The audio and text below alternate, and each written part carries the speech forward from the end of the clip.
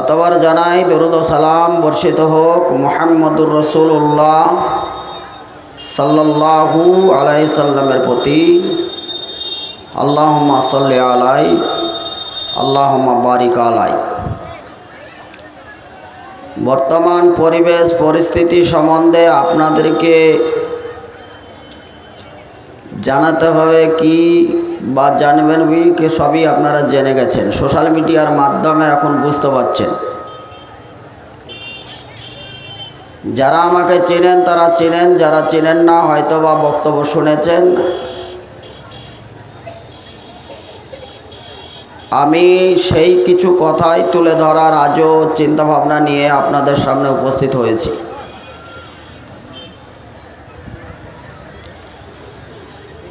আল্লাহ রসুল সাল্লাল্লাহু আলাইহি সাল্লাম তিনার জীবনী খুঁজে পাওয়া যায়।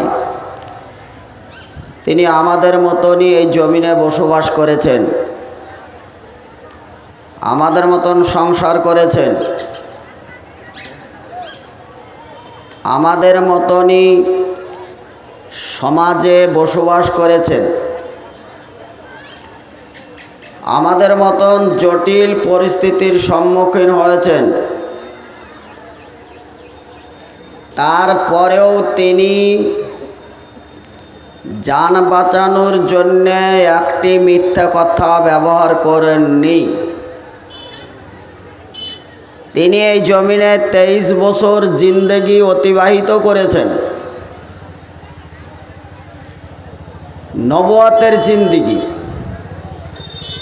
আপনার মতন আমার মতন সাংসারিক অসাংসারিকভাবে তিনি জমিনে 63 বছর বসবাস করেছেন।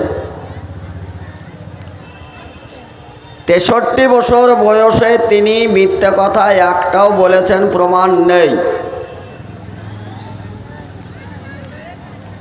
তিনি কোনো মানুষের বিরোধিতা করেননি, বরঞ্চ অমুসলিম যারা তাদের কাছ থেকে যে উপাধি পেয়েছিলেন মুহাম্মদ সাল্লাল্লাহু আলাইহি সাল্লাম, সেটা হচ্ছে আল আমিন, আমানতদার। তাদের সঙ্গে কি ব্যবহার করেছিলেন? পবিত্র মসজিদ যেখানে ইবাদত ছাড়া অন্য কিছু হয় না, আমরা মসজিদে অনার্থ সময় নষ্টও করি না। মসজিদের টাইম ও শৃঙ্খলা বজায় রাখার জন্য আজানের একটা সিস্টেম আছে, ব্যবস্থা আছে। আজান দেওয়ার পরে আমরা মসজিদে সমবেত হই, সেইখানে এক ইমামের নেতৃত্বে আমরা সলাত আদায় করি। সলাত শেষ হয়ে যায়, আমরা মসজিদ থেকে বেরিয়ে যাই। সাধারণভাবে কেউ বা আমরা সশরীরে নাপাক যদি থাকে তো মসজিদে ঢোকার সাহস আমাদের থাকে না, বা আমরা ঢুকতেও চাই না। মসজিদের একটা সম্মান আছে, এই সম্মান আমরা দিয়ে আসছি। সেই যুগের ইহুদি চক্রান্তে কাউকে কাউরির দ্বারাতে খাপিয়ে তুলে জনগণের উপস্থিত থাকা অবস্থায় মসজিদে গিয়ে ছটছট করে প্রস্রাব করা হয়েছে। একেবারেই শক্তি সমৃদ্ধ কিছু ছিল না তা নয়, সব কিছু ছিল, হাত পা চোখ। কিন্তু আমার বলার উদ্দেশ্য, রসুলের চরিত্র ছিল সেইখানায়। অনেক সাহাবীরা উত্তেজিত হলেও আল্লাহ রসুল বললেন, দাঁড়াও, প্রস্রাব যেখানে ফিরছে তাকে প্রস্রাবটা ফিরতে দাও। প্রস্রাবের সময় ডিস্টার্ব করা এইটা কিন্তু ঠিক নয়। সে যেখানে প্রস্রাব ফিরছেই যদি প্রস্রাবটা ফিরুক। আপনার এই কথাটা শুনে এখন যদি যেই মসজিদের জালসা, সেই মসজিদে কেউ যদি প্রস্রাব ফিরতে আসে তাহলে মনে হয় আপনি এত খাপা খেপে যাবে। আর আমরাও যদি নিষেধ করি তো বলবেন মৌলবীদের জন্য দুনিয়া শেষ হইলো, ওর গদ্দানটা উড়াইতাম মৌলবীর লেগে হইলো না, বলবেন না? এটা তো বলবেন। তাহলে আপনি যদি আমাদেরকে এইভাবেই ভাবেন, তাহলে আল্লাহ রসুল সেখানে ছিলেন উপস্থিত, সাহাবীরা কিন্তু আপনাদের মতন মেজাজ নেননি, থামিয়ে দিয়েছেন, দাঁড়াও, কারণ প্রস্রাব ফিরেছে, তাকে প্রস্রাবটা ফিরতে দাও। তার বুদ্ধি আকেল সে যদি ঠিক হয়, তার চরিত্র যদি ঠিক করে নিতে পারে, তো তোমারই মতন একজন মসজিদের সেবক হবে। কিন্তু প্রস্রাব আটকিয়ে যদি তার ভিতরে রোগ তৈরি হয়, তাহলে একটা রোগা রুগী ইসলাম কবুল করে লাভ তেমন কিছু হবে না, ওকে প্রস্রাব ফিরতে দাও। মসজিদে প্রস্রাব ফেরার পর সাহাবীবর্গরা যারা উত্তেজিত হয়েছিলেন তাদেরকে বললেন, বাবু একডল পানি নিয়ে আসো। একডল পানি নিয়ে আসলো, ওটা পরিষ্কার করে দেওয়া হলো। সাহাবীদেরকে সম্বোধন করে বললেন, যেইখানে পানি দিয়ে পরিষ্কার হয়ে যায় যে নাপাকটা, সেইখানে তো গর্দান ওড়ানোর কোনো যুক্তি নেই, সে তো নাদান। সে মসজিদে প্রস্রাব ফিরেছে, তার জন্য পানি বহিয়ে দিলাম, পরিষ্কার হয়ে গেল। তার চোখের সামনে এই ঘটনাটা ঘটার পর সে দেখলো সর্বনাশ। আমার তো চিন্তা ভাবনা ছিল এরা সব গুন্ডা, আর এই গুন্ডার নেতা হচ্ছে হজরত মুহাম্মদ। হজরত মুহাম্মদ সাল্লাল্লাহু আলাইহি ওয়াসাল্লামের এরকম ব্যবহার আচরণ, এ তো ভাবার বিষয়। এইরকম আদর্শ সারা পৃথিবীর কোথাও পাওয়া যায় না। অতএব এই আদর্শ ছেড়ে আরও কোথায় যাওয়া যায়? তিনি আর নাপাক জায়গা থেকে যখন পানি দিয়ে পবিত্র দেখল, ওর হৃদয়টাও পবিত্র হয়ে কলেমা পড়ে মুসলিম হয়ে গেল। সেই যুগের ইহুদিদের একটা কালচার ছিল, মানুষের চরিত্র দেখে আখলাক, ব্যবহার, সম্পর্ক টেনে নিয়েছে। সে একজন মুসলিম কমিউনিটির মধ্যে ইসলাম গ্রহণ করে, ও একজন মুসলিম সৈনিক। বর্তমান পরিবেশ পরিস্থিতি আপনারা জানেন, মসজিদের ভিতরে সরাসরিভাবে শিবের লিঙ্গর নাম দিয়ে মসজিদের ওপর আক্রমণ করে অনেক মসজিদকে ভাঙচুর করা হচ্ছে। ওই ইহুদিরা মসজিদে প্রস্রাব ফিরে চলে, সেটা তার অপরাধ আমরা মনে করি। বর্তমানে আপনি চোখের সামনে দেখছেন, এই চোখের সামনে পবিত্র কোরআন, যেই কোরআনের কথাগুলো আপনারা শুনতে এসেছেন, এই কোরআনের ওপর প্রস্রাব ফিরছে, পায়খানা ফিরছে, কোরআনের ওপর জুতো পায়ে দিয়ে দাঁড়িয়ে সারা মুসলিম মিল্লাতকে অবমাননা করার একটা পায়তারা চালাচ্ছে। আপনি এখনো নীরব আছেন, কদিন বাঁচবেন? আপনি বেঁচে থাকতে চান? থাকেন, কতকাল বেঁচে থাকবেন? কিয়ামতের মাঠে কেউ যদি আপনার সুপারিশ গ্রহণ করে, তাহলে আর কোরআন ও সিয়াম ও ইয়াসফান, কিয়ামতের মাঠে যে সিয়াম পালন করলেন, এই সিয়াম আপনার উপকার করবে, কোরআন আপনার উপকার করবেই করবে। সেটা কোরআন ওয়াদা করেছে আপনার সঙ্গে। রমজান মাস এসছে, আলেম ওলামারা খুতবা দিয়েছে, প্রায় মসজিদে রমজান কেন্দ্রিক, রমজানের সব। তাছাড়া ইমানের গুরুত্ব, সওয়াব কাকে বলে, যখন তারপরে তারাবির আলোচনা এসছে, তারাবি পড়লে কি হয়, 20 রাকাত পড়লে কি হয়, 8 রাকাত পড়লে 20 আর 8, এসব একটা ঝামেলা আমাদের মধ্যে আছে। ওটা থাক, সে তো নামাজ পড়ছে, সে তো সুন্নাত সালাত, তা নিয়ে মাথা চালিয়ে আমার কোনো লাভ হয়নি। যে 20 রাকাত পড়ছে সেও মুসলিম, যে 8 রাকাত পড়ছে সেও মুসলিম, অথচ একজন মুসলিম আর একজন মুসলিমের ওপর কাদা ছড়াছড়ি আমরা অনেক করেছি ভাই সকল। তারপরেও কোনো মুসলিম আর এক মুসলিমের ওপর আঘাত করবে এটা আমাদের জানা নেই। মাসলাহাত ব্যাপার, সেটা একটা ভিন্ন ব্যাপার। কিন্তু বর্তমান কোন মসজিদে শিব ভরে দিয়েছে, শিবের ঠাকুর ভরে দিয়ে মুহাম্মদ সাল্লাল্লাহু আলাইহি সাল্লামের নামে অনেক রকমের কুৎসা রটিয়ে মুসলিম জাতিকে নিধন করার একটা পাঁয়তারা চলছে আরএসএস পরিচালিত বিজেপি সরকার। আপনারা চুপ ছিলেন। আপনারা মসজিদে ঢোকার আগে আলেম ওলামাদের মুখ থেকে শুনে ঠিকই আপনি দোয়াটা মুখস্থ করেছেন, আল্লাহুম্মা আফতাহ আলী আবওয়াবা রাহমাতিকা। আপনি ঠিকই দোয়াটা বলেছিলেন বলে মসজিদে ঢুকেছিলেন। তাহলে মসজিদের ওপর আপনার মহব্বত থাকা বা আছে এটাই স্বাভাবিক। কোরআন পড়ার ওপর আপনার মহব্বত ভালোবাসা থাকা এটা স্বাভাবিক। শ্যাম পালন করেছেন, এই শ্যামের অধ্যায়ে আলেম ওলামারা প্রায় মসজিদে আলোচনা করেছে, মান সামা রমজান ঈমানান ওয়া ইহতিসাবান গুফিরা লাহু মা তাকাদ্দামা মিন জামবিহি, মান কামা ঈমানান ওয়া ইহতিসাবান গুফিরা লাহু মা তাকাদ্দামা মিন জামবিহি, মান সামা রমজানা মিন আওয়ালিহি ইলা আখিরিহি জনমান কায়মান ওয়ালাদাতু উম্মুহু। হাজারো হাদিস ও কোরআন আলোচনা করেছে। ইয়া আইয়ুহাল্লাযিনা আমানু কুতিবা আলাইকুমুস সিয়াম কামা কুতিবা আলাল্লাযিনা মিন ক্বাবলিকুম লাআল্লাকুম তাত্তাকুন। আপনাদেরকে আলোচনা করেছেন, খায়রুম মিন আলফি শাহর তানাজ্জালুল মালায়েকা ওয়া রূহু ফিহা বিইজনি রাব্বিহিম মিন কুল্লি আম সালামুন হি হাত্তা মাতলাইল ফাজর। আলেম ওলামা আলোচনা করেছেন। তাহলে মসজিদের উপর মহব্বত থাকা এটা স্বাভাবিক, কোরআনের ওপর মহব্বত থাকা স্বাভাবিক।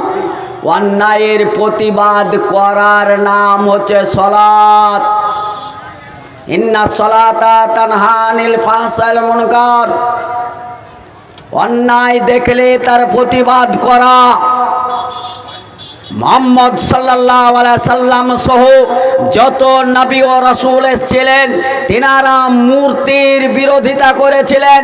যেই মূর্তি কথা বলতে পারে না, যেই মূর্তি নিজে চলতে পারে না, যেই মূর্তি নিজের কোনো ক্ষমতা রাখে না, অথচ পথভ্রষ্ট করা হচ্ছে মানব সন্তানদেরকে, মানবদেরকে, এই পথহারা মানুষদেরকে রাস্তা দেখাবার জন্যে ইন্নাল্লাহা রাব্বি ওয়া রাব্বুকুম ফাবুদু হাযা সিরাতুল মুস্তাকিম। আপনাকে সিরাতুল মুস্তাকিমের দাওয়াত দেওয়া হয়েছে। আজকে যারা তারাবি পড়লেন, ফজরের সালাত আদায় করেছেন সাহারির পরে, ইফতারিতে যারা পালাক্রমে যারা ইফতারি করেছেন, ইফতারি পার্টি দিয়েছেন, কোথায় গেল আপনার ঈমান? কোথায় গেল আপনার দিন? কোথায় গেল সেই কোরআনের উপর মহব্বত? কোথায় গেল সেই মসজিদের ভালোবাসা? কোথায় গেল সেই মাদ্রাসার ভালোবাসা? আজকে সারা ভারতবর্ষে আরএসএস প্রচারিত বিজেপি সরকার মুসলিমদের যে যার উপরে টিকে থাকে সেইটা হচ্ছে ওয়াকফ সম্পত্তির ওপর, যেটা মাদ্রাসা, মসজিদ, খানকা, দরগা, যেখানে কবরস্থান। মুসলিমরা শেষ নিঃশ্বাস ত্যাগ করার পরে একটু কবরে যায়, তখন আমরা তাদেরকে আতর, সুরমা, গোলাপ দিয়ে একটু সুসম্মানে তাদের জানাজা পড়ে কবরস্থানে রেখে আমরা কবরের পাশ দিয়ে যাই। তারপরেও তাদেরকে সালাম প্রদান করি, আসসালামু আলাইকুম ইয়া আহলাল কবুর। তাহলে যে কবরে আমার বাপ দাদা 14 গোষ্ঠী রয়েছে, আমার বাপ যেই কবরে আছে ওই বাপের সন্তান আমি। আমার পর আমার বাপ চেয়েছে, আমার এই কবরের ওপর দিয়ে আজকে স্টিম রোলার চালানো হচ্ছে, কবরস্থানকে দখল করে নিয়ে পাকা রোড বানানো হয়েছে, পিচ তৈরি করা হয়েছে। আপনারা দেখে শুনে চুপ ছিলেন, চুপ আছেন। মসজিদ আপনারা তো মহব্বত, মসজিদে ঢোকার সময় আপনি বলেছিলেন আল্লাহুম্মা আফতাহ আলী আবওয়াবা রাহমাতিকা। আল্লাহ তো ঠিকই রহমতের ভান্ডার নিয়ে বসে আছে, আপনি কোথায় গেছেন? বিশেষ বিজ্ঞপ্তি, রমজানের পর থেকে নিয়ে মুসলিম জনসংখ্যা যারা ইফতারি ও সাহারিতে যারা উপস্থিত ছিল তারা আজকে হারিয়ে গেছে। যদি আপনাদের নখদর্পণে সেই সমস্ত মুসল্লিকে খুঁজে পান, তাহলে আমাদের মসজিদের ঠিকানায় তাদেরকে একটু পাঠিয়ে দিন। হারানো বিজ্ঞপ্তি দিচ্ছি, যারা ঈদের ময়দান থেকে হারিয়ে গেছে, ঈদের সালাত আদায় করে মুসলিম জনগোষ্ঠী যারা ইফতারি করেছে, যারা সাহারিতে ছিল, যারা বড় বড় পার্টিতে ছিল, যারা কোরআন তেলাওয়াত করেছিল, তারা ঈদের ময়দান থেকে অনেক মুসলিম হারিয়ে গেছে। যদি আপনারা পেয়ে থাকেন তাহলে মুরগি ওড়া মসজিদের ঠিকানায় তাদেরকে পাঠিয়ে দিয়েন, কমসে কম মুসল্লিগুলো হারিয়ে গেছে। এদেরকে খুঁজে পেলে একটা ঠিকানায় পাঠাই, কারণ এরা হারিয়ে গেল। কালকে জুতোর ওপর জুতো পায়ে দিয়ে টিকতে পারছিলাম না মসজিদে, যারা ইমাম তাদের জুতো আগে হারিয়ে যায়, আর আজকে জুতোই হারায়নি, সে মুসল্লিরা হারিয়ে গেছে। কি ইমান? এই নামাজে আপনাকে পার করবে আপনি ভেবে আছেন? ওই সিয়ামে আপনাকে পার করবে আপনি ভেবে আছেন? আপনার জন্য আপনার বিরুদ্ধে মসজিদ সাক্ষী হয়ে দাঁড়াবে, আপনার বিরুদ্ধে কেস করবে, সে হচ্ছে মসজিদ। আজকে আমি বলছি, খারাপ লাগছে, কিয়ামতের মাঠে মসজিদটা দাঁড়িয়ে আপনার বিরুদ্ধে সাক্ষী খাড়া করে আপনার বিরুদ্ধে কেস ঠুকবে। বলেন, আপনার উকিল হাকিম কত তৈরি করা আছে পার করার জন্যে? যাবেন আপনি? এই সুযোগটা হাতাইছে। আপনি কেমন মুসলিম সেটা বোঝা গেছে। আমি বলার পরে আপনাকে খারাপ লাগবে, এটাই বাস্তব। তারপরেও বলছি, আপনি যে দাড়িগুলো রেখেছেন, আমার মনে হয় লাপিতের অভাব ছিল, আর না তো বিলেট কেনার পয়সা ছিল না, তাই দাড়িগুলো রেখেছেন।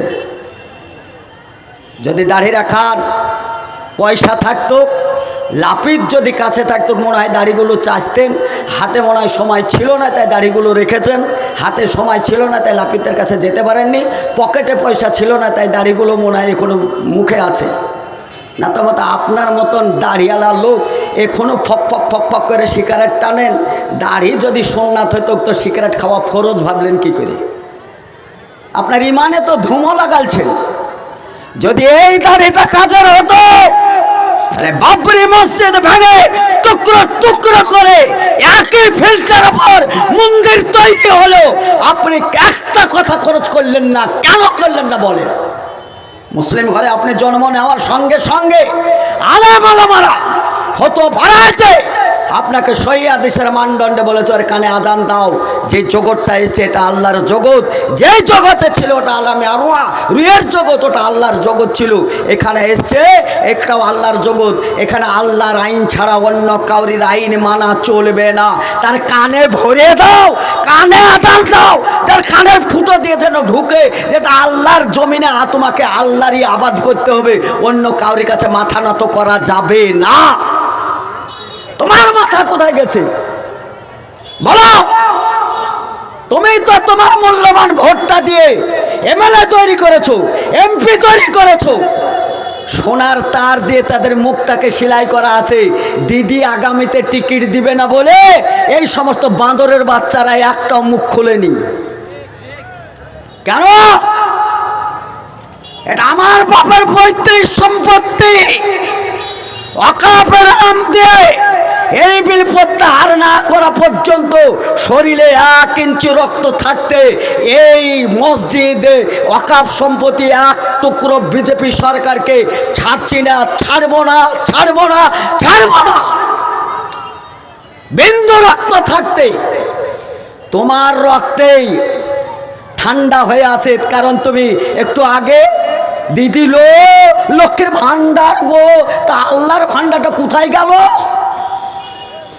আল্লাহর ভান্ডার তোমার ক্ষমতা ছিল না, দুধ পান করবে ওই ক্ষমতা তোমার, দাঁতও তো ছিল না। এখন তো দাঁত ঝাড়ছো খুব, তোমার দাঁত তো ছিল না। বাচ্চা হওয়ার 1 ঘন্টা আগে বালতি আর তেল দিয়ে যদি গরুর দুধ দোয়াতে যাবো, মনে করেন দুধ পাওয়া যাবে? কথা বলেন। 8 ঘন্টা আগে, 10 মিনিট আগে বাচ্চা হয়নি, পালহান ঠিকই আছে, দুধও আছে, বালতি আর তেল নিয়ে গিয়ে দুধ দোয়াতে গেলে পাওয়া যাবে? পাওয়া যাবে না। কারণ দুধ দেওয়া এটা হচ্ছে আল্লাহর নিয়ামত, ওটা বাচ্চার হক। বাচ্চা হওয়ার পরে পরে স্তনের দুধ চলে আসে, বাচ্চার আহ্বান আছে যে আমি অপারুক, আমি দুর্বল, আমার ক্ষমতা নেই, আমি পারবো না, আমার রুজি কোথায় আছে, আমি হেঁটে তল্লাশি করতে পারবো না, আমি তো আর পিপলিকা না গুড়ি গুড়ি পায়ে যে রুজির তল্লাশি করবো, আমি মানুষ, আমি এতই দুর্বল, এত দুর্বল, আমার কিছু করার নাই। তবে একটা আওয়াজ আছে, সেই আওয়াজ দিয়ে যতদূর সম্ভব এই ট্যাঁ ট্যাঁ করে কান্না করা ছাড়া অন্য আওয়াজ থাকে না। ওই আওয়াজটুকুই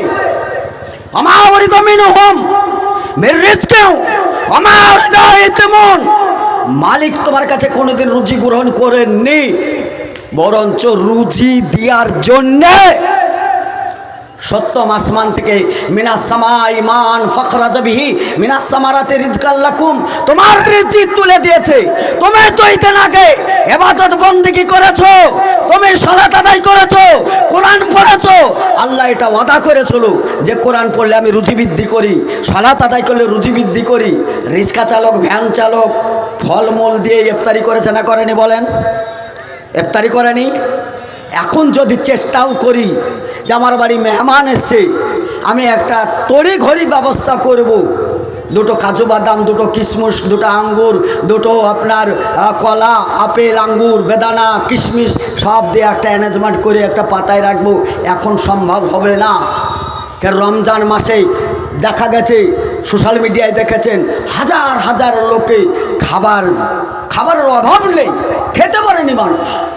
আল্লাহ এটা বলেছে, কোরআন পড়বে রহমত বর্ষিত হবে, কোরআন পড়বে, কোরআনের সঙ্গে মহব্বত করবে, তোমার উপর বরকত হবে। কেরালার একজন লোক, বৃদ্ধ মানুষ, ব্যবসায়িক, আমাদের মতন আপনার মতন এইরকমই কোরআন হাদিসের একটি বক্তব্য শুনছিলেন। তিনি সেই জলসায় ছিলেন, উপস্থিত থাকায় তেনার এই কোরআন শুনতে শুনতে একটা কোরআনের পর মহব্বত হয়েছে। স্থানীয় আলেমদের কাছে কোরআন শেখার জন্য গেছেন। বহু চেষ্টার পরে মানুষ যখন মুরব্বী হয়ে যায়, ও যেমন বুড়ো হয়ে যায়, ওর ব্রেনটা বুড়ো হয়ে যায়, ওর ব্রেন মুরব্বী হয়ে যায়, কোরআন শিখতে পারে নাই, চেষ্টা করে করে করে হয় নাই, কিন্তু কোরআনের মহব্বত ছাড়তে পারেন না। দেখা গেল একটি কোরআন, নিজের হালালি পয়সা দিয়ে একটি কোরআন কিনে নিয়ে আসলো। প্রতিদিন ব্যবসা তিজারত করার পরে ফেরার সময়, রাত্রে ঘুমাবার আগে কোরআন পড়া জানতো না, যার জন্যে কোরআনটাকে পবিত্র ওযু হয়ে সালাত আদায় করে 2 রাকাত নামাজ পড়ার পরে কোরআনটাকে খুলে খুলে দেখতো, আর কোরআনের হরফের ওপর আঙুলটা ঘোরাতো আর বলতো, এ আল্লাহ কা কালাম হে, এ আল্লাহ কা বাত হে, এ সব আল্লাহ কা কালাম হে, এ সব আল্লাহ কা বাত হে। এটা হাত বোলাতে বোলাতে 1 পারা 2 পারার ওপর হাত বোলাতে একটাই শব্দ ছিল, এই কোরআনে অন্য কাউরির কোনো কথা নেই, এটা আল্লাহর কথা, এটা অন্য কোনো পৃথিবীর কোনো কালাম নয়, এটা আল্লাহর কালাম, এটা আল্লাহর কথা, আল্লাহর কালাম। এই মুসলিম প্রতিনিধি, যারা আল্লাহর কালাম মেনে নিয়ে কোরআনের উপর ঈমান নিয়ে এসছো, আল্লাহর কথার উপর প্রস্রাব ফিরল, পায়খানা ফিরল, যারা এই আরএসএস প্রচারিত বিজেপি সরকার চোখে দেখেছে, আপনারাও দেখেছেন, তার প্রতিবাদ হয়নি, করেননি, তাহলে আপনার উপকার করবেটাকে? বলেন, কার উপর ঈমান নিয়ে এসছেন আপনি? আপনারা জানেন নবী মুহাম্মদ রাসূলুল্লাহ সাল্লাল্লাহু আলাইহি ওয়াসাল্লাম তার স্বীকৃতি কোরআনে দিয়েছে, লাকাদ কানা লাকুম ফি রাসূলিল্লাহি উসওয়াতুন হাসানা। যার উত্তম চরিত্র, যার চরিত্রের উপর পৃথিবীর কারোর চরিত্র হতে পারে না, সেই নবী মুহাম্মদ সাল্লাল্লাহু আলাইহি ওয়াসাল্লামকে ডেনমার্কের মাটিতে মুহাম্মদ সাল্লাল্লাহু আলাইহি ওয়াসাল্লামের কার্টন তৈরি করা হলো। ওই কার্টনের ওপর মুহাম্মদ একজন এই শহরের কালো কুত্তা লিখলো, আপনি কোথায় ছিলেন? কেন আপনি রব পালন করলেন? ডেনমার্কের মাটি বলে আপনি চুপচাপ থাকায় ওই আজাবটা ঘুরতে ঘুরতে ঘুরতে আজকে সারা পৃথিবীর মুসলিম মিল্লাত চুপচাপ শোনায়। আজকে ওই আজাব ঘুরে এসে আজকে আপনার ঘাড়ে চেপেছে, আপনি কিসের ওপর টিকে থাকবেন? বলেন বলেন। আপনার ওয়াকফ সম্পত্তি তা আজকে বেদখল। আজকে সরকার বিল করেছে, বিল নিয়ে মুসলমানদেরকে আজকে বাঁয়ে সরি দিয়ে সংখ্যালঘুর উপর অত্যাচার করে যেইটুকুনের উপর টিকে ছিল সেইটুকুন হাতাচ্ছে। আপনি এখনও মুসলিম দাবি করেন? আপনি কি এখনও মুসলিম দাবি করেন? যে 1 টাকা সুদ খেয়েছে ও মুসলিম হতে পারবে না, ওর ভিতরে হারাম ঢুকে পড়েছে। যে একদিন মিথ্যে কথা বলেছে ও মুসলিম হতে পারবে না, ও মুনাফেক হয়ে গেছে। যে একদিন পরের ঘুষ খেয়েছে ও মুসলিম হতে পারবে না, ওর ভিতরে হারাম ঢুকেছে। যে জুয়া খেলতে লটারি খেলেছে, যে জুয়া খেলেছে ওর মধ্যে মুসলিম হারিয়ে গেছে, ইমান চলে গেছে, ও মুসলিম হতে পারবে না। যে মিথ্যে কথা বলে ব্যবসা করেছে ও মুসলিম ওর মধ্যে নেই, মুসলিমটা হারিয়ে গেছে। মুসলিম তাকে বলে ওমান আহসানু কাওলান মিম্মান দা ইলাল্লাহ ওয়া আমালা সালিহান ওয়া ক্বালা ইন্নানি মিনাল মুসলিমিন। মুসলিমের একটা সংজ্ঞা আছে। মুসলিম কাকে বলে তার একটা সংজ্ঞা আছে। মুসলিম কাকে বলে? মসজিদে ঢুকলে আমরা পবিত্র হয়েছি, পবিত্র হয়ে ক্ষান্ত হয়নি। মসজিদে ঢোকার আগে আমরা ওযু করেছি, ওযু করে ক্ষান্ত হয়নি, সঙ্গে সঙ্গে ওযু করার পরে বলেছি আশহাদু আল্লা ইলাহা ইল্লাল্লাহু ওয়াহদাহু লা শারীকা লাহু ওয়া আশহাদু আন্না মুহাম্মাদান আবদুহু ওয়া রাসূলুহু। আপনি মসজিদে ঢোকার আগে, সালাতের আগে আপনি কলেমা পড়েছিলেন, মান ক্বালা লা ইলাহা ইল্লাল্লাহ ওয়া কারাহু দাখালাল জান্নাতা। আপনি দোয়া করেন রব্বানা আতিনা ফিদ দুনিয়া হাসানা ওয়া ফিল আখিরাতি হাসানা ওয়া কিনা আযাবান নার। দুনিয়াতে যদি আপনি সুস্থতা পান, দুনিয়াতে যদি আপনি সুস্থি থাকেন, দুনিয়াতে যদি ভালো থাকেন, দুনিয়াতে যদি আরামে থাকেন, দুনিয়াতে যদি মুমিন হয়ে থাকেন, দুনিয়াতে যদি বরকত পান, আখিরাতে জান্নাত পাবেন। এটাই ঠিক।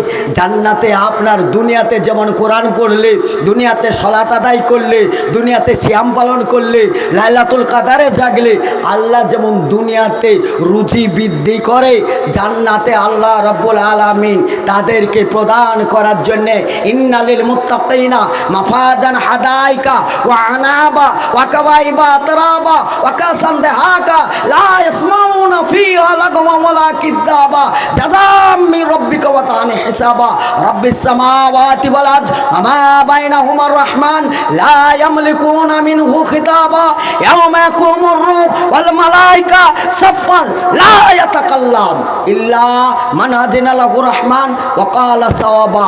কথা খুব জানেন, পেঁচিয়ে পুচিয়ে এখন খুব চালাকি করে চলছেন। কিয়ামতের মাঠে মুখে তালা পড়ে যাবে, কাউরের কোনো কথা বলার শক্তি থাকবে না।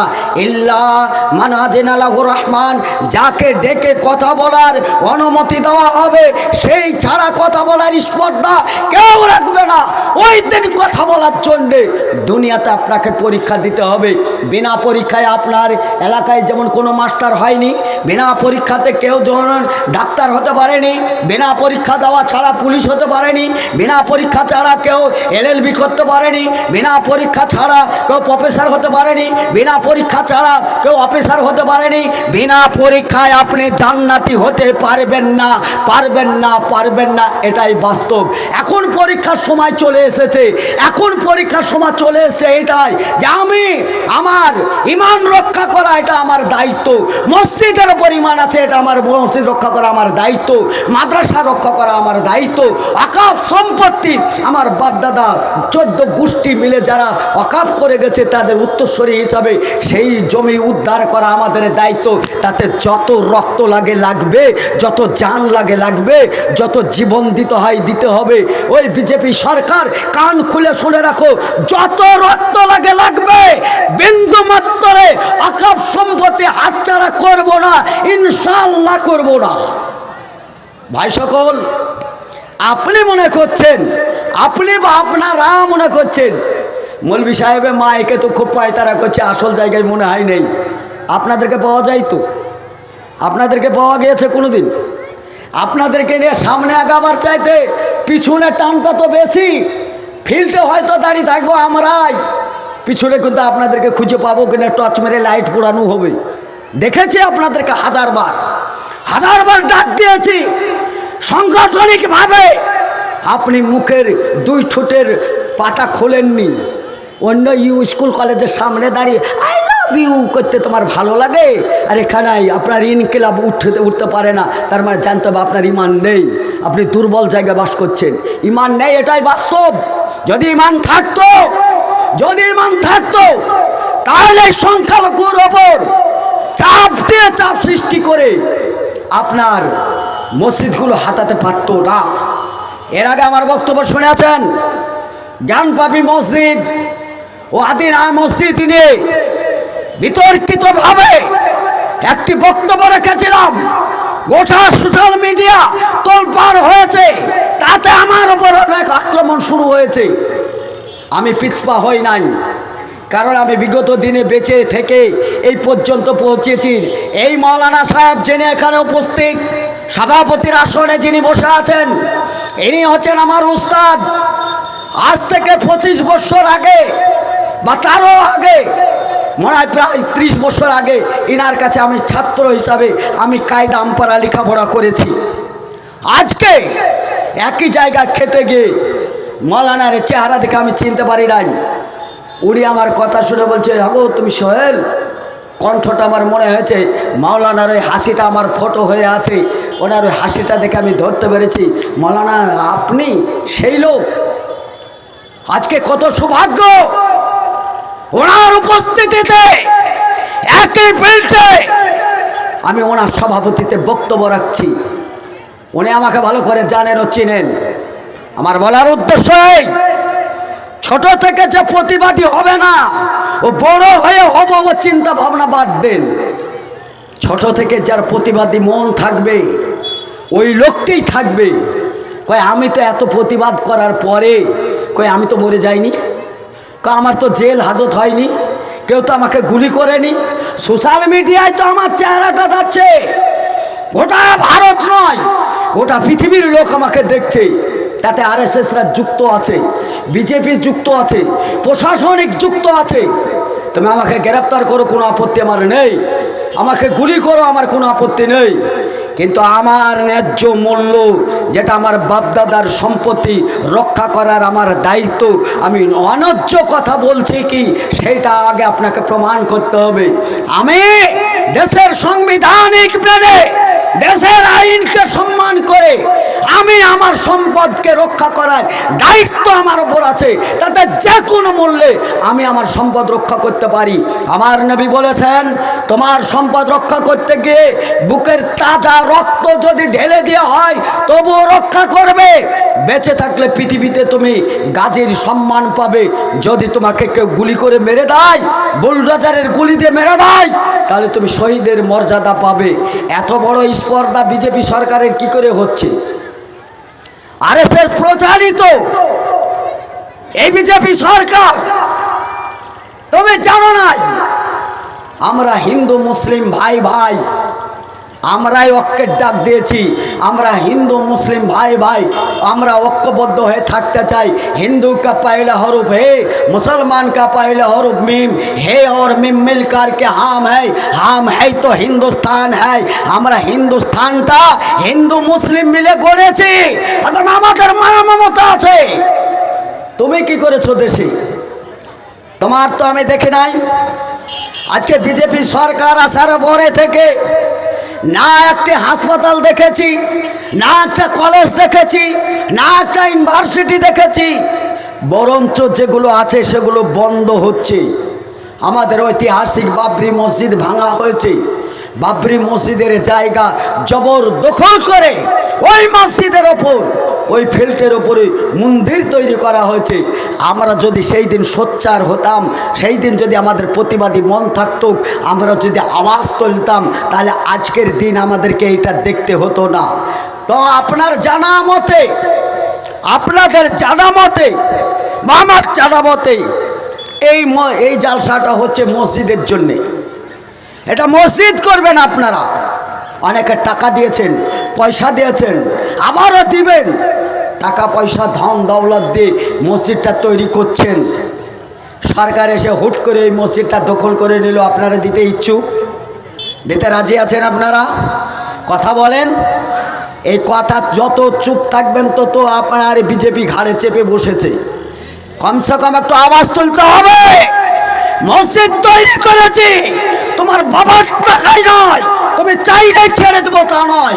এক বিন্দু রক্ত থাকতে মসজিদ ছাড়বো না ইনশাআল্লাহ। ভাই সকল, আপনার এই আওয়াজটা কাজে লাগবে। আপনি বলবেন, মৌলভী সাহেব আমরা কোথায় যাব? আমরা তো রাস্তা পাচ্ছি না। রাস্তা নবী রাসূলরা দেখিয়ে গেছেন, নবী রাসূলরা বলে গেছেন আমাদের পরে, আমাদের উত্তরসূরি হিসাবে এই সমস্ত আলেম ওলামারা থাকলো। বিশেষ করে যেনারা আলেম ওলামা মসজিদে থাকছেন, যারা সমাজ কন্ট্রোল করছেন, প্রত্যেকটা ইমামের কাছে আমার করে জোড়ে নিবেদন, প্রত্যেকটা আলেম যারা মসজিদে খুতবা দিবেন, আপনি ওই মসজিদে কথাটা তুলে ধরেন যে এই মসজিদ নয়, ভারতবর্ষের 42,000 মসজিদ সরকার তালিকাভুক্ত করে মুসলমানের কাছ থেকে হাতাতে চাইছে। ইমাম সাহেব, আপনি তো ওই মসজিদের ইমামতি করেন, আপনার আন্ডারে তো ওই ইমাম আছে। রাজনৈতিক সোসাইটিতে নেতা ও নেতৃত্ব যারা দিচ্ছে তারা মুখ খুলবে না, তার কারণ আছে। তাদের মুখ না খোলার বিশেষ কারণ, আগামীতে দিদি টিকিট দেবে না, এই ভয়ে তারা মুখ খুলছে না। তারা হচ্ছে বুবা শয়তান। আমাদের দেশের সাংবিধানিক অবমাননা করে তারা দেশে বসবাস করতে চায়, দিদির টিকিট নিয়ে তারা বাস করবে। শুভেন্দু অধিকারী সংখ্যালঘুদের ওপর চাপ সৃষ্টি করে একটা জাতিকে বিভাজন করে হিন্দু ভাই হিন্দু হিন্দু এক হও তার দাবি জানিয়ে মিছিল ডেকেছে শুভেন্দু অধিকারী। জেনে রাখেন হিন্দু ভাই যারা দেশীয় প্রেম প্রীতি ভালোবাসা দিয়ে যারা এই দেশের সুনাগরিক হিন্দু ভাই, আপনাদেরকে আমি করে জোরে নিবেদন করি, ওই চিটার বাটপার শুভেন্দু অধিকারীর কথাতে ওর প্রলোভনে আপনারা যাবেন না। ও কত বড় চিটার, ও কত বড় বাটপার, কত বড় কলঙ্গার। ও বিজেপিতে যে বিজেপি সরকার তাকে ওর নড়বড়ে করেছে সেটা তার ব্যক্তিগত ব্যাপার। ওর মিথ্যাচারীটা সোশ্যাল মিডিয়ায় ধরা পড়েছে। হিন্দু হিন্দু এক হও তার স্লোগান দিয়ে মুখে ফেনা তুলে ফেলে চলো। 2 দিন আগে 26,000 চাকরি বরখাস্ত করেছে। খবর আছে আপনাদের কাছে? খবর নেই? যদি এই খবর থেকে থাকে দেশের হিন্দু ভাই, আপনাদেরকে আমার বলার উদ্দেশ্য, অঙ্কটা আমাদের চাইতে আপনারা ভালো জানেন।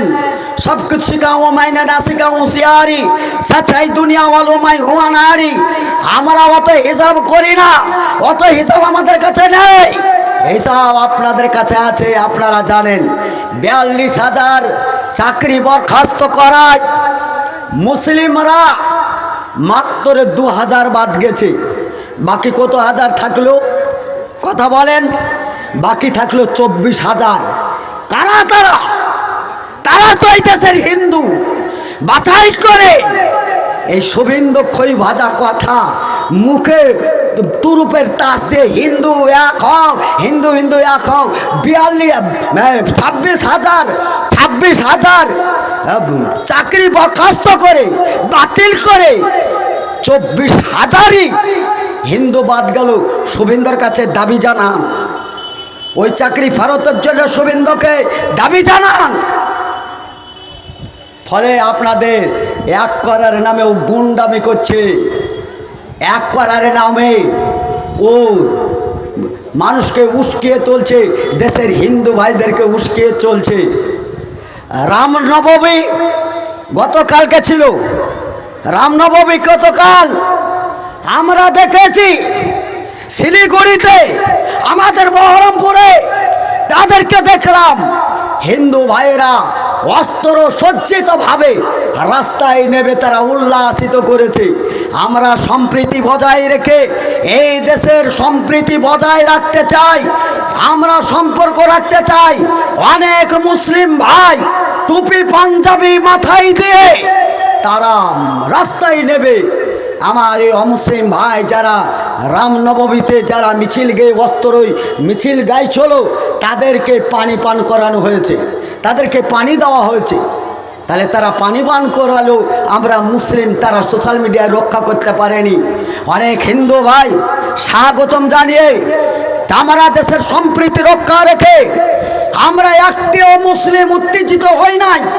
মাথা ঠান্ডা রেখে আমরা ওই সেবকদের রামনবমীদের সেবক হয়েছিলাম, আমরা তাদের সেবা করেছি। তবে হাজার চেষ্টা করলেও তুমি দেশের হিন্দু ভাইদেরকে উস্কিয়ে আমাদের নামে লেলিয়ে তুমি পারবে না। তবে এটুকু জেনে রাখো, এই ফিল্ডটা হয়তো সব দিন আসবে না, সব দিন পাবো না। আপনাদের কাছে আমার করজোড়ে আবেদন নিবেদন, আপনাদের কাছে আমি এই অনুরোধটা জোড়হাত করে রাখছি। আগামী 14 এপ্রিল আমরা বহরমপুর টেক্সটাইল মোড়ে ঐক্য ডাক দিয়েছি।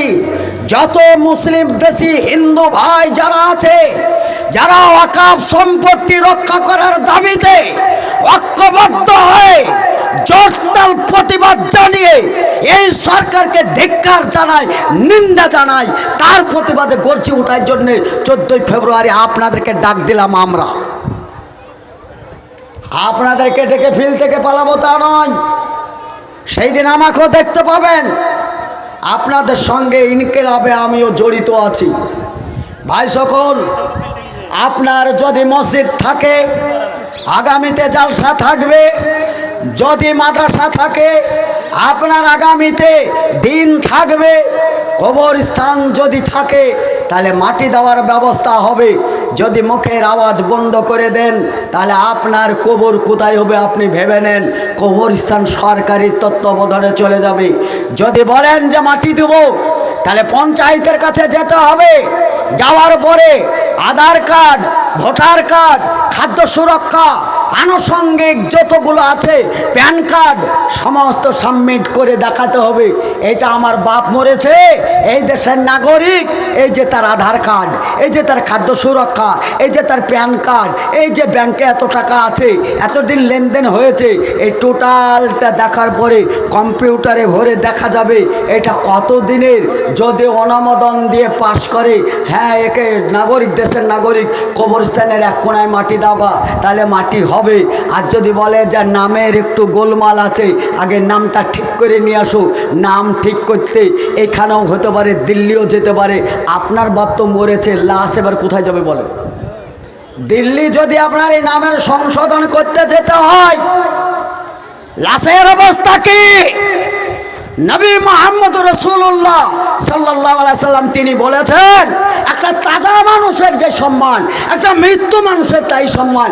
একটা তাজা মানুষকে সালাম দিলে যেমন নেকি পাওয়া যায়, মানুষ মরে গেলে তার মৃত্যু কবরে যে সালাম দাও, আসসালামু আলাইকুম ইয়া হালাল কবর, আপনি কবরে যে সালাম দেন, কবরের মাটিকে সম্মান দেন, কবরের মাটি উৎপাত করেন না, অকারণে কবরের উপরে দাপাদাপি করেন না, নিষেধ করেছেন মুহাম্মদ সাল্লাল্লাহু আলাইহি সাল্লাম।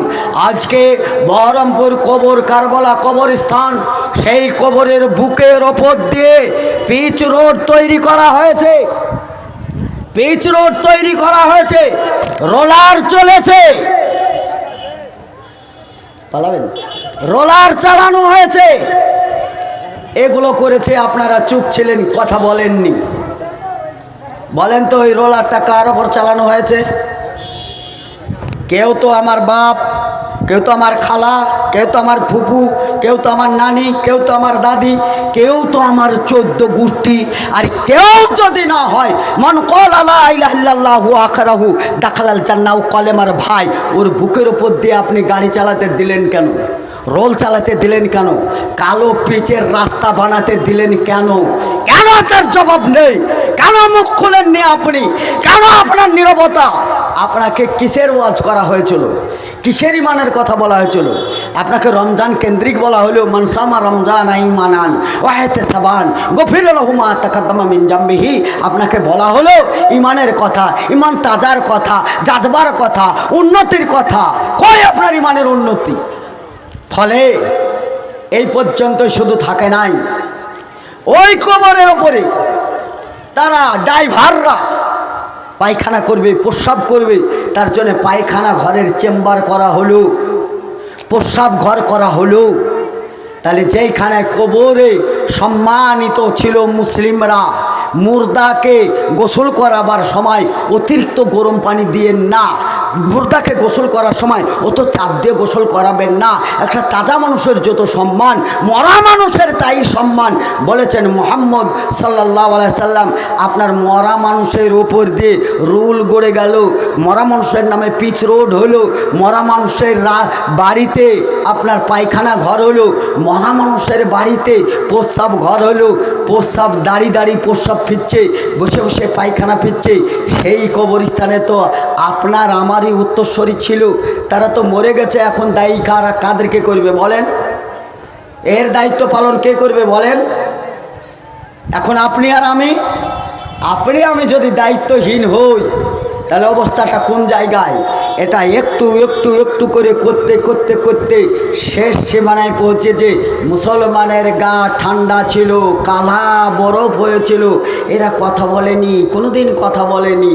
ইমাম সাহেবরা কথা না বলার কারণ তারা ভাতা পায়, আর ভাতা পাওয়ায় তার দিয়ে মুখটাকে সেলাই করা আছে, আগামীতে আরো ভাতা বাড়বে। ওয়াকাফ সম্পত্তিই থাকবে না তো তোমার ভাতা কোথায় থাকবে? ওয়াকাফ থাকবে না, ভাতা কোথায় থাকবে? অতএব ওয়াকাফ রক্ষা করো, তবেই না তোমার ভাতা থাকবে। ওর জন্য ইমাম সাহেবদের কাছে আমার আবেদন, ইমাম সাহেবদের কাছে বিনীত আবেদন নিবেদন, আপনারা কমসে কম মুখ খুলেন। যত পশ্চিম বাংলায় মসজিদ আছে সব ইমামরা নিয়ন্ত্রণ করছেন, আপনারা মুখ খোলেন, সমাজ আপনারা কন্ট্রোল করেন। যারা ওয়াইজিং, যারা বক্তব্য রাখছে আমরা ফিল্ডে, বিশেষ করে তেনাদের কাছে আমার বিশেষ অনুরোধ, যে যেখানে বক্তব্য রাখছেন রাখুন। যথেষ্ট আপনাদের কোরআন হাদিসের জ্ঞান আছে, যথেষ্ট আপনারা কোরআন হাদিসের আলোচনা করেন, তার সঙ্গে সঙ্গেই বিল প্রত্যাহারের দাবিতে সোচ্চার হয়ে দাঁড়ান। কারণ এইরকম একটা ফিল্ড, এরকম একটা জালসা জলুস আমরা টাকা পয়সা খরচ করে আমরা লগ্গলা জমায়েত করতে পারি না। আপনারা জালসার নামে এই লোকগুলো জামায়াত হয়েছে, এই লোকগুলো জালসার নাম দিয়ে একত্রিত হয়েছে। এই জায়গায় গজল আর গান বলে সময় নষ্ট করার দিন আর নেই। কমসে কম এই জালসাটা আগামী দিনে হবে কিনা তার চিন্তা ভাবনা আপনার কাছে। বিগত দিনে বুদ্ধদেব বাবু কলকাতাতে প্রশাসনিকভাবে শিয়ালকে গুলি করে মারল। জানতে চেয়েছিল, সব সাংবাদিকরা জানতে চেয়েছিল যে শিয়াল একটা পশু প্রাণী, এদেরকে গুলি করে মারা হলো কেন? তার প্রতিউত্তরে বলেছিল যে ফজরের সময় আমাদের ঘুমটা একটু বেশি আসে, রাত্রিরে আমাদের ঘুমটা বেশি আসে, আর সেই ঘুম ভাঙানোর জন্য শিয়াল চেঁচামেচি করছে, যার জন্য শিয়ালকে মেরে দিয়ে ঘুমটা একটু ভালো আসবে, তার জন্য শিয়ালকে গুলি করে মারা হয়েছে। আসলে কি সেটা শিয়াল? আসলে কি শিয়ালের চেঁচামেচি? 2 দিন যেতে না যেতে সঙ্গে সঙ্গে এলান হলো মাইকে শব্দ দূষণ হচ্ছে, অর্থাৎ মাইকের আজান বন্ধ করা হোক। শিয়ালকে গুলি করে মেরে এটা ইস্যু খাড়া করলো যে শব্দ দূষণ বলে শিয়ালকে গুলি করে মারা হচ্ছে। তাহলে মুসলমানের আজানটা কোথায় যাবে? এই মুসলমানের আজান তাদের কানে সহ্য না হয়, মাইকের বিরুদ্ধে সোচ্চার হয়ে মাইকের আজান বন্ধ করা হোক, কারণ এটা শব্দ দূষণ হচ্ছে। বাড়ির পাশে গড় গড় গড় গড় গড় গড় করে ট্রেন চলে যায়, শব্দ দূষণ হয় না? ঘন্টা বাজাই, তাতে শব্দ দূষণ হয় না? আর ফজরের আগে উঠে হরে হরে করে, তাতে শব্দ দূষণ হয় না? সামান্য 2 মিনিট 3 মিনিট আজানে শব্দ দূষণ হচ্ছে। আল কুফরু মিল্লাত ওয়াহিদ, তার মানে জেনে রাখো সারা পৃথিবীতে যত কুফর আছে সব কুফরের একটা ডাক, তারা সবাই হচ্ছে কুফর, আর সবাই মুসলিমের শত্রু, মানবতার শত্রু, তারা হচ্ছে ইসলামের শত্রু। আপনি ইসলাম প্রেমিক, ওয়ালা তাহিনু ওয়ালা তাহজানু ওয়া আনতুমুল আলাউনা ইন কুনতুম মুমিনিন। হে মুমিন, তোমার কোনো ভয় নেই, চিন্তা নেই। তুমি কি করবে? রাব্বা হাযাল বাইত আল্লাযী আত'আমাহুম মিন জিউ ওয়া আমানাহুম মিন খাউফ। তুমি আমার ঘরে চলে যাও, আমার ঘর আবাদ করো, সেইখানে দেখো কোনো ভয় নেই, কোনো খাবারের অভাব নেই। তুমি আমার মসজিদ যখন আবাদ করবে, ইয়া আইয়ুহাল্লাযীনা আমানু, হে মহান আল্লাহ রাব্বুল আলামিন বলছে ইমানদাররা, যারা ইমান নিয়ে এসছো, ইন তানসুরুল্লাহ ওয়া ইয়ানসুরকুম, তুমি আমার কাছে যখন সাহায্য কামনা করবে, সাহায্য আসবেই আসবে। সাহায্য এসছিল তো, বদরের প্রান্তরে সাহায্য এসছিল, মসজিদের কোণায় খানায় কামায় রাসূল সাল্লাল্লাহু আলাইহি সাল্লাম দোয়া করলেন, দোয়া করার পরে ফিল্ডের এক কোনায় দোয়া শুরু করলেন, যুদ্ধ তো শুরু হবে, আল্লাহ তুমি আমাদের সাহায্য করো। তার আগে আবু জাহাল দোয়া করছে যে কালকে এই যুদ্ধ হবে, এই যুদ্ধ যে হক পথে আছে তাকে তুমি বিজয় দান করবে, যে না হক পথে আছে তাকে তুমি ধ্বংস করবে। আবু জাহাল দোয়া করেছিল, আবু জাহালের দোয়াটাই কবুল হয়েছিল, কারণ দোয়া কবুল হওয়ার জায়গায় দোয়া করেছিল। আবু জাহাল সে দোয়া করলো যে হক পথে আছে, মুহাম্মদ সাল্লাল্লাহু আলাইহি সাল্লাম হক পথে ছিলেন, তাই তিনি বিজয় হয়েছিলেন। আরও একটি যুদ্ধেই সাহাবী বর্গরা বললেন আমরা সংখ্যায় অনেক, তারপরে মনে হচ্ছে একটু ভয় পাচ্ছি, একটু ভয় ভয় মনে হচ্ছে, বিষয় কিছু বুঝলাম না। যিনি আমির ছিলেন, যিনি লিডারশিপ ছিলেন, তিনি বললেন ভয় পাওয়ার কারণ তো থাকার কথা নয়, দেখাই যাক ভয় আসার কারণটা কি। খুঁজতে আরম্ভ করলেন আমাদের জীবন থেকে কি ছুটেছে। ছুটতে ছুটতে খুঁজতে খুঁজতে দেখা গেল, বলল ফজরের সময় আমরা সালাত আদায় করেছিলাম, সেই সালাতের সময় পর্যাপ্ত পরিমাণ মেশওয়াক না থাকায়, দাঁতন না থাকায়, দাঁতনহীন অবস্থায়, দাঁতন ছিল না, সেই অবস্থায় আমরা সালাত আদায় করেছি।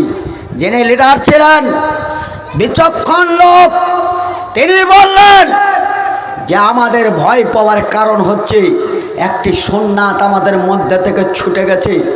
সামনে মুজাহিদিনের দল দাঁড়িয়ে আছে, অপর দিকে শত্রু বাহিনী মুশরিকরা দাঁড়িয়ে আছে, ইহুদিরা দাঁড়িয়ে আছে।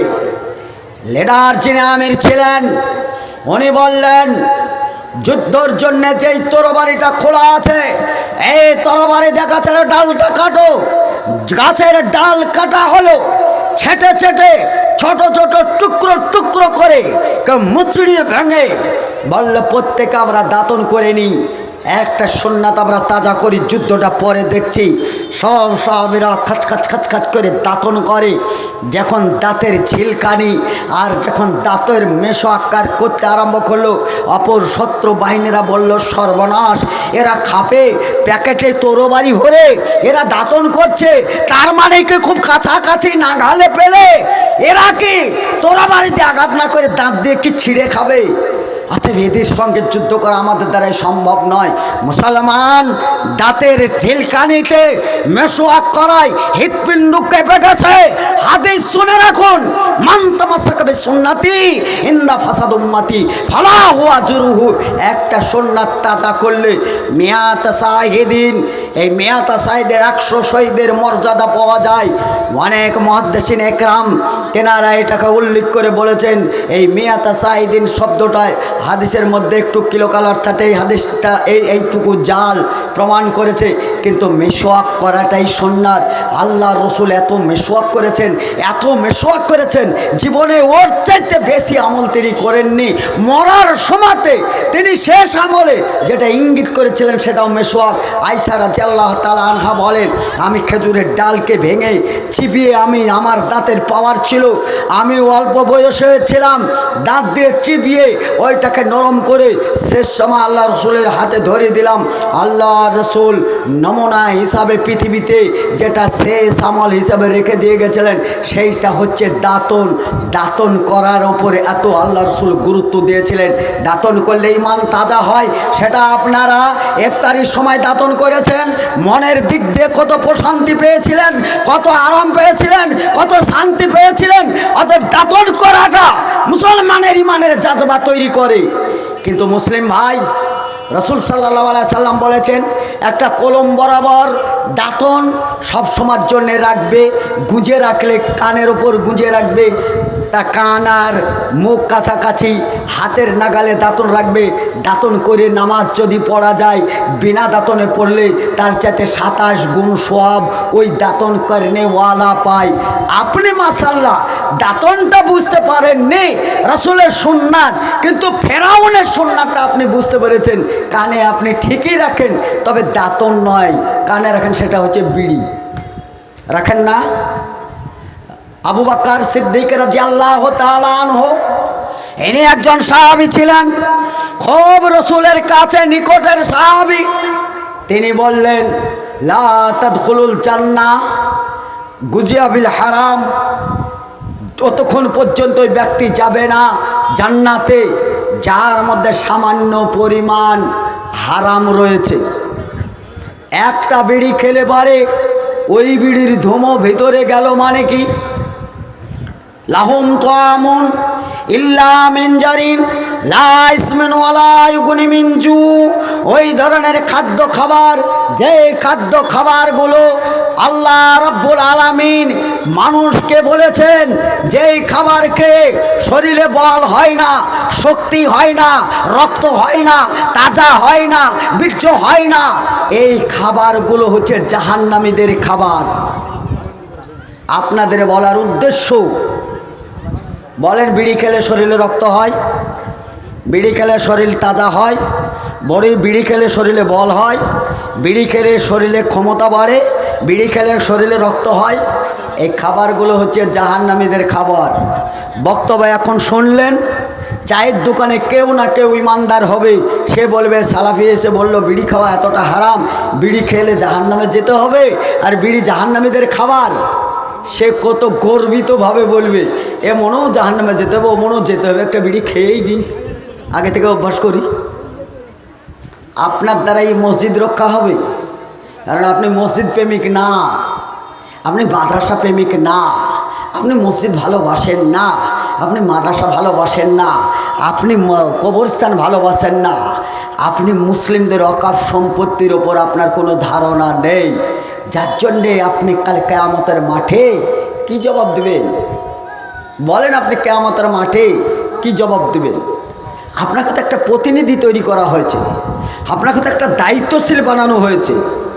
আপনার সঙ্গে কতজন এসেছিল আপনার জানা আছে? ফালয়ানজুরিল ইনসানু মিম্মা খুলিকা মিম্মা ইন দাফিক ইয়াখরুজু মিন বাইনিস সুলবি ওয়াত তারাইব। কোরআন, এটা যেই কোরআনে চ্যালেঞ্জ করেছে যালিকাল কিতাবুল লা রাইবা ফিহি হুদাল লিল মুত্তাকিন, তবে এখানে হুদাল লিল মুত্তাকিন শব্দ আসা মানে এই কোরআন সবাই গ্রহণ করবে না, সবাই গ্রহণ করতে পারবে না, সবাই কোরআনের উপর মহব্বত করতে পারবে না, তারাই পারবে। এই কোরআনে কোনো রকমের সন্দেহ নেই। এই কোরআনটা হচ্ছে তাদের জন্য উপদেশমূলক, তাদের জন্য পথ প্রদর্শকমূলক, তাদের জন্য শেফা হিসাবে, তাদের জন্য নাসিল মিনাল কোরআন মা হুয়া শেফা ও রাহমাতাল লিল মুমিনিন।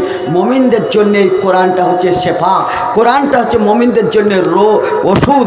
মুমিনদের হৃদয়ের রোগ দূরীভূত করতে পারে একমাত্র কোরআন।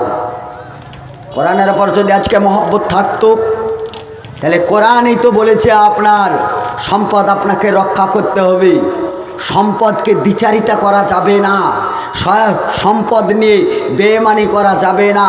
কোরআনেতে স্পষ্ট দলিল দিয়েছে। ভাই সকল, আমি আর বক্তব্য দীর্ঘায়িত করতে চাইছি না, কারণ এটা আমার প্রতিদিনের মামলা। আর তাছাড়া আমাদের বক্তব্যের একটা সীমারেখা থাকে। আমি ভাই এতটুকুই জানতে হবে, আমি এতটুকুই বলবো, আমার এর বেশি জানা নেই। আমি বেকার সময় নষ্ট করতে নারাজ, আমি সময় নষ্ট করতে পারছি না, কারণ এর পরে আমি আর কি বলবো বলুন? আমি যা বলার তা তো বললাম, এরপর আর কি বাকি আছে সেইটা বলেন। ফালয়ানজুরিল ইনসানু মিম্মা খুলিকা মিম্মা ইন দাফিক ইয়াখরুজু মিন বাইনিস সুলবি ওয়াত তারাইব। আপনার জন্মের আগে, আপনাকে জন্মের পরে আপনাকে ধারণা রাখতে হবে যে আমি ছিলাম কোথায়, এসেছি কোথায়, আবারও যেতে হবে কোথায়। তাহলে আমি যেখানে এসেছি একসঙ্গে আমার মা আর আমার বাপ দুইজনের সংস্পর্শে মিলিতভাবে তাদের মিলন ঘটেছিল।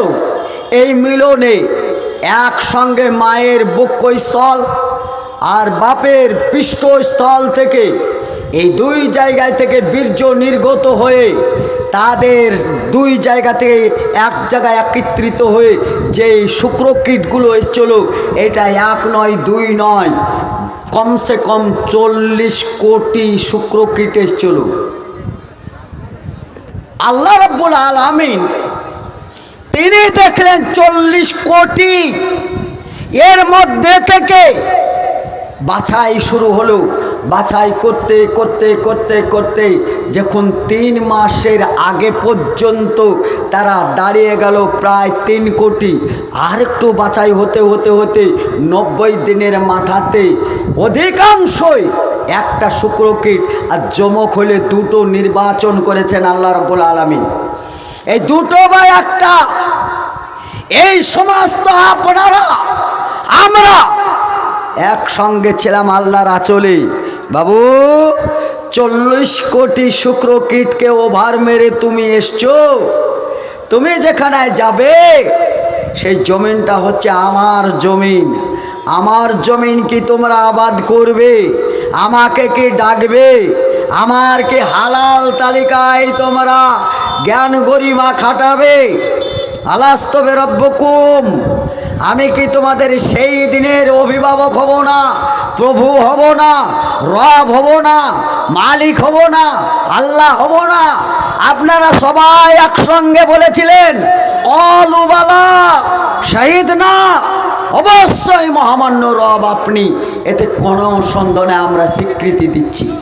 বালা মান আসলামা ওয়াজহাহু লিল্লাহি মুহসিনুন ফালাহু আজরুহু ইনদা রাব্বিহি ফালা খাউফুন আলাইহিম ওয়ালা হুম ইয়াহজানুন। বড় বাধা বিপত্তি আসবে, এইখানে চীনের প্রাচীরের মতন দাড়ি থেকে তাদের মোকাবেলা করতে হবে, এই দিনকে প্রতিষ্ঠিত করতে হবে। পারবে? বলে চলো অবশ্যই। তারপরে আল্লাহ বললেন তোমার কোনো ভয় নেই, তোমার কোনো চিন্তা নেই, আমি তোমার রব হিসাবে সেখানেও উপস্থিত থাকব। তাহলে রব আমার সব সময় থাকছে। এক শ্রেণীর মানুষ তারা কিন্তু এই দিন ভালোবাসে না, এই রাজ ভালোবাসে না, কোরআন ভালোবাসে না, মুসলিম সম্প্রদায়কে ভালোবাসে না। তারা প্রতিনিয়ত তারা চক্রান্ত করবে, প্রতিনিয়ত তারা আবু জাহালের গোষ্ঠীর মতন নিধন করার চেষ্টা করবে। وقال الذين كفروا لا تسمعوا لهذا القرآن والغوا فيه لعلكم تغلبون। এটা আবু জাহেলের নেতৃত্ব, আবু জাহেলের নেতৃত্ব আল্লাহ রাব্বুল আলামিন কপি করে রেখেছেন। ওই কপিটা আপনাদেরকে বলার, সমস্ত কুফর শক্তি একত্রিত হয়ে পৃথিবী থেকে আল্লাহর আওয়াজটাকে ধূলিসাৎ করতে চায়। আল্লাহ রাব্বুল আলামিন বলছেন তারা ফুৎকার দিয়ে বাবার পায়তারা করেছে, সংঘবদ্ধ হয়েছে। এই রকম সংঘবদ্ধ আজকে হয় নাই, এর আগেও হয়েছিল। আলাম তারা কাইফা ফাআলা রাব্বুকা বিআসহাবিল ফিল আলাম ইয়াজআল কাইদাহুম ফি তাদলিলিন ওয়া আরসালা আলাইহিম তায়রান আবাবিল। তোমরা দেখো নাই সেই দিনকার হস্তি বাহিনী যারা কাবা ভাঙতে এসেছিল তাদেরকে আমি নাস্তে নাবুদ করেছিলাম, তাদেরকে ধ্বংস করেছিলাম। তারা হাতি নিয়ে এসেছিল, আমি আবাবিল পাখি দিয়ে তাদেরকে জব্দ করেছিলাম। আজকে সারা পৃথিবীতে আর একটি জাতি ও দেশ নিশ্চিন্ত হয়ে পৃথিবী থেকে উড়ে গেল, সেটা হচ্ছে গাজা, অর্থাৎ মুসলিম ফিলিস্তিন। ইসরায়েল শুধু 3% ইসরায়েল।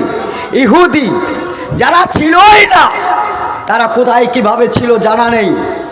1945-এ তারা সংঘবদ্ধ হয়ে একটি দেশকে স্বীকৃতি পেল, সেইটা হচ্ছে ইসরায়েল। আর তারা সংখ্যায় আজও কম, কিন্তু তাদের কলা কৌশল এত বৃহত্তর ছড়িয়ে পড়েছে সারা পৃথিবীতে।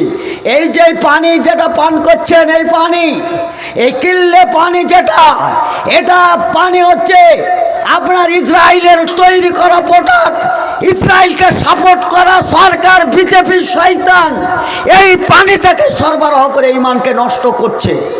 ইসরায়েলি প্রোডাক্ট আপনার যেটা হচ্ছে কোকোকোলা, পেপসি, এই কোকোকোলা ও পেপসি, এই পানি, এই তরল প্রযুক্তি, এই পানিটাও হচ্ছে ইসরায়েলের তৈরি করা।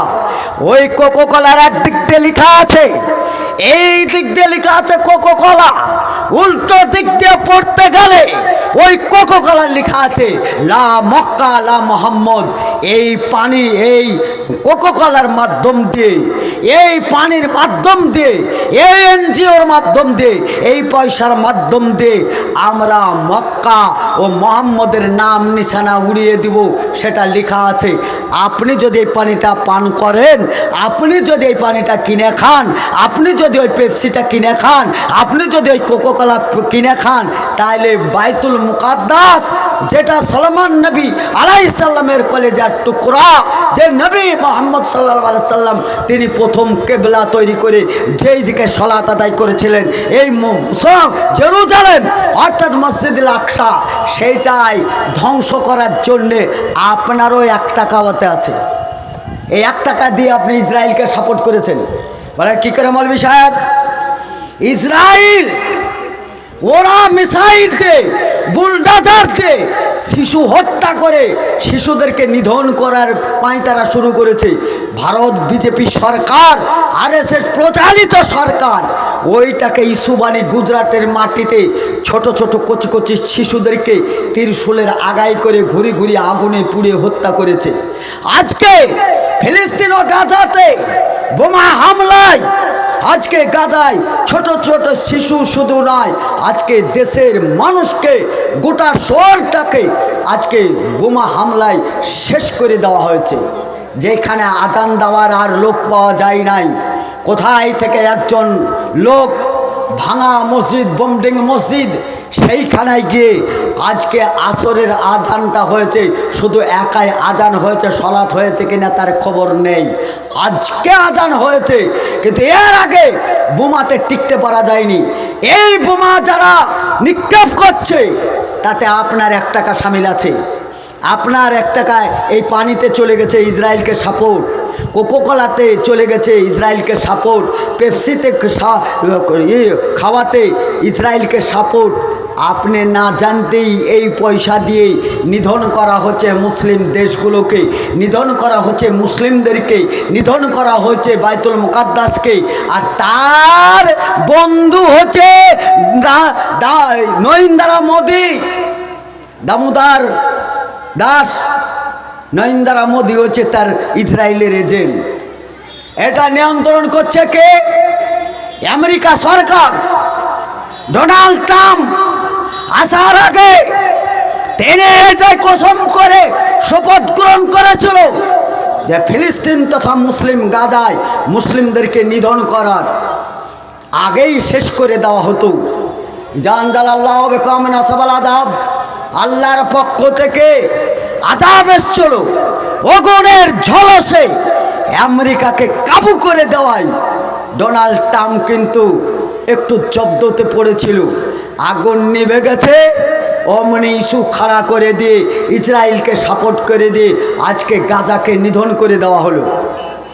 সেই গাজার ইস্যু খাড়া করে প্রতিনিয়ত শুভেন্দু অধিকারী, তারপরে মিঠুন চক্রবর্তী, আরও যারা এদের সঙ্গপঙ্গ আছে, তারা প্রতিনিয়ত একটাই কথা বলছে, মুসলিম তোমরা পাকিস্তানে তো বা বাংলাদেশ চলে যাও, তোমার দেশ কোথায়?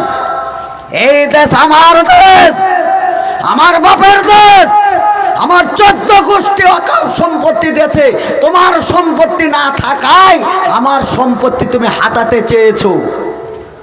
আমার নবী বলেছেন, সম্পদ রক্ষা করার জন্যে, সম্পদ রক্ষা করার জন্যে যদি রক্ত দিতে হয় রক্ত দিতে হবে, এই রক্ত বৃথাই যাবে না। মরতে দেরি 2টা 3টা অপশান দিয়েছে। এক, ফরজ নামাজের পরে কেউ যদি আয়াতুল কুরসি পড়ে প্রত্যেক ফরজের পরে, তাহলে নবী মুহাম্মদ সাল্লাল্লাহু আলাইহি ওয়াসাল্লাম একটা অপশন দিলেন, লোকটির মরতে দেরি, জান্নাত যেতে দেরি নাই। তাহলে ফরজ সলাতের পরে আয়াতুল কুরসির একটা গুরুত্ব দিলেন। আর একটা গুরুত্ব দিলেন সূরা মুলক, সে যদি ফজরে ও এশা রাত্রে ঘুমাবার আগে সে যদি এইটুকুন তেলাওয়াত করে, এইটুকু যদি পড়ে, তাহলে পরে আর একটা অপশান দিলে তারা কবরে যাবে বটে, আল্লাহ রাব্বুল আলামিন তাদের কবরের আযাব মাফ করেছেন। আর একটা অপশান দিয়েছেন, সেই অপশান হচ্ছে নিজের বাপের পৈতৃক সম্পত্তি, মাদ্রাসা, মসজিদ, কবরস্থান রক্ষা করতে গিয়ে তাদের যদি প্রাণ চলে যায়, তারা যদি শহীদ হয়ে যায়, তাহলে জনগণ হয়তো তাদেরকে কবর দিবে, কিন্তু আমি আল্লাহ ওই কবরে তাদের জান্নাতের বিছানা বিছিয়ে দেব। তাহলে তিনটে অপশান, ফরজ নামাজের পরে আয়াতুল কুরসি, আর কোরআন তেলাওয়াত করা ফজর ও এশা, আর নিজের সম্পদ রক্ষা করতে গিয়ে যদি জান দেওয়া হয়, ওই জান মান তামাসসাকা বিসুন্নতি ইনদা ফাসাদ উম্মতি ফালা ওয়াজরুহু, তাহলে শহীদের মর্যাদা লাভ করা এবং সশরীরে জান্নাত যাওয়া। সময় এসেছে, সময় এসেছে, জেনে রাখেন। তোমরা যতই পায়তারা করো, যাই করো, এই ওয়াকফ সম্পত্তির বিল পাশ করায় দ্রৌপদী মুর্মু রাষ্ট্রপতি, সাঁওতাল, আদিবাসী, আমরা তো একটু হলেও তো আমাদের কিছু না কিছু আন্দোলন আছে। রাষ্ট্রপতিকে রাম মন্দির উদ্বোধন করা হয়েছে, রাষ্ট্রপতিকে পাত্তা দেওয়া হয়নি, নিমন্ত্রণ করা হয়নি, আমন্ত্রণ করা হয়নি। জানে এরা যে পুতুলটাকে বসিয়ে রাখবো, পুতুল যেমন নাচাই তেমন নাচি, পুতুলের কি দোষ? এই পুতুলকে পার্সোনাল ল বোর্ড থেকে আবেদন জানাতে যাবে, আবেদন করবে, এই সুযোগটা পায়নি, তার আগে রাষ্ট্রপতি সই করেছে। আবেদন পার্সোনাল ল বোর্ডের আবেদন খারিজ করেছে। এতগুলো জনগণ, আমরা সরকারি গণনায় যতই ন্যূনতম দেখাও, সরকারি বেসরকারি আমরা প্রায় 40 কোটি আওয়াজ তুলে মসজিদ, কবরস্থান তথা আমরা আমাদের সম্পদ রক্ষা করবো, আওয়াজের দাবি। যেখানে যে আছেন তার আওয়াজ তোলেন। এই আওয়াজ এইখানে থাকবে না, এই আওয়াজ আসমান থেকে ফের আযাব হয়ে ওদের উপর ঘাড়ে চাপিয়ে দিয়ে আল্লাহ রাব্বুল আলামিন মুসলমানদের সাহায্য করবেন আশা করা যায় ইনশাআল্লাহ। ভাই সকল, আগামী 14 এপ্রিল কথাটাকে স্মরণ করছি। আজকে 7 তারিখ, আর 7 দিন পর বহরমপুর টেক্সটাইল মোড়, অর্থাৎ গোটা বহরমপুরকে আমরা জ্যাম করব। আপনাদের পায়ের ধুলিটা আমরা যথেষ্ট মনে করে আপনাদেরকে নিমন্ত্রণ দিচ্ছি। একটা লোক হলেও যাব ইনশাআল্লাহ, একটা লোক হলেও যাব ইনশাআল্লাহ। সরকারকে আপনাদের শুধু হাতটা দেখান, কাজটা আমরা দেখাচ্ছি। আপনাদের পায়ের ধুলিটা দেন, বিল প্রত্যাহারের দাবি কি করে করতে হয় আমরা করবো ইনশাআল্লাহ। এতই সহজে আপনার মসজিদ থাকবে না, আপনার মাদ্রাসা থাকবে না, আপনার কবরস্থান থাকবে না, তাহলে আপনার সম্মান আর কোথায় থাকবে ভাই? বলেন, আর কোথায় থাকবে? অতএব আমরা আমাদের দাবিকে স্বাগতম জানিয়ে যত মুসলিম মিল্লাত সোশ্যাল মিডিয়ায় বক্তব্য যাচ্ছে, যারা সোশ্যাল মিডিয়া শুনছেন, যে যেখান থেকে শুনছেন, আমার দেশীয় হিন্দু ভাইদেরকে আমরা সম্মান করি।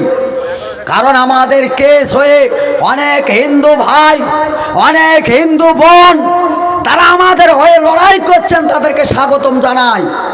তাদেরকে আমরা সঙ্গে পেতে চাই, তাদেরকে সামনে নিয়ে আমরা আগামী 14 এপ্রিল আমরা সামনাসামনি সশরীরে আমরা যেতে চাই ইনশাআল্লাহ। ভাই সকল, আমি হয়তো 1-2 ঘন্টা আপনাদের মধ্যে ছিলাম।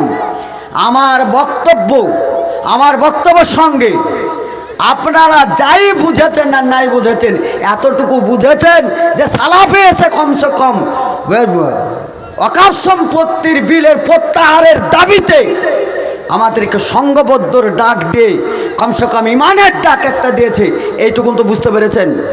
আমাদের দাবি কি সেটা তো বুঝতে পেরেছেন। আরে মাদ্রাসা যদি বেঁচে থাকে আমাকে ডাকবেন, আমি বিনা পয়সায় জালসা করে দিয়ে যাব। মসজিদ থাকবে, আমার ইমান থাকবে, জালসা করে দিয়ে যাব। তবে আজকের জালসাতে আমাকে যেমন আপনারা ফিরে পেতে চান, আপনাদেরকে আমি ফিরে পেতে চাই। এই বিল প্রত্যাহারের দাবিতে আমার সম্পদ রক্ষা করতে রক্ত যদি লাগে রক্ত দিয়ে হলেও রক্ষা করব, এমনিই ছেড়ে দেব না। শুভেন্দুকে সেই দিন দেখিয়ে দেব তোর পাঁয়তারাতে তোর কত লোক আর আমার কত লোক। বিল প্রত্যাহারের দাবির ডাক দিয়ে আমার টোটাফাটা বক্তব্য এখান থেকে ব্রেক করছি। হায়াত বাকি, মোলাকাত বাকি। ভালো থাকেন, সুস্থ থাকেন। আল্লাহ আপনাদেরকে হেদায়েত দান করেন। আল্লাহ আপনাদের ইমানের জাজবা তৈরি করেন। আল্লাহ আপনাদের এহকাল পরকাল কল্যাণ করেন। আমিন। আমি ভাই বেঁচে থাকলে দোয়া করবেন, মরলেও দোয়া করবেন, কারণ প্রতিনিয়ত ঝুঁকির মাধ্যমে চলাফেরা করছি। কেন বলেন তো? যে জাতির রাজা নেই ও জাতির তাজা নেই, যে জাতির দল নেই ও জাতির বল নেই।